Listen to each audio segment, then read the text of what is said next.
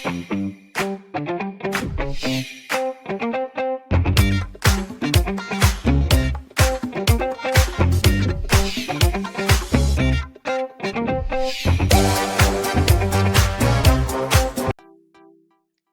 there, good to have you back with us. So now that we learned how to produce charges, let me ask you this question. Where are these charges located on the object? Now, how a charged object behaves depends on whether it is a conductor or an insulator. Now, insulators, as we know from our previous lessons, restrict the flow of electrons. So if a charge is transferred through an insulator, as you can see, the charge remains where it is transferred. However, because conductors allow the free flow of electrons, the charge behaves differently. So when a charge is placed at a point on the conductor, the charge is spread immediately and become evenly distributed along the surface of the conductor. Now, this even distribution is caused by the like charges repelling one another and thereby creating space for themselves across the surface of the conductor.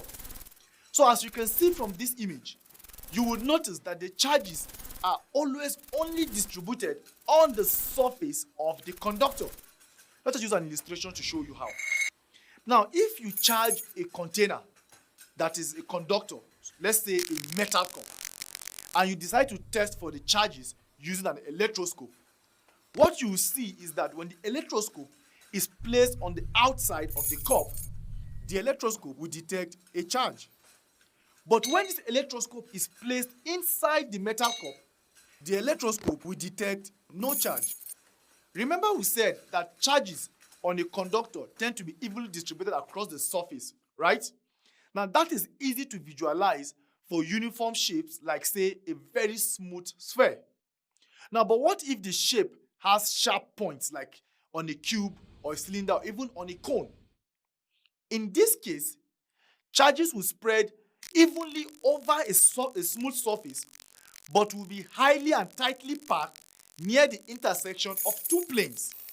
By this I mean that wherever there is an edge or a point. Now, at this point or edges, there is a high amount of charge in a very small surface area.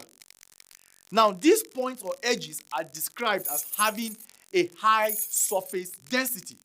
So in other words, the sharper the point, the higher the surface density. So we can say that surface density, therefore, is defined by the quantity of charge per unit or surface area of a conductor. So that's all for now, guys. I will see you in the next lesson. Bye for now.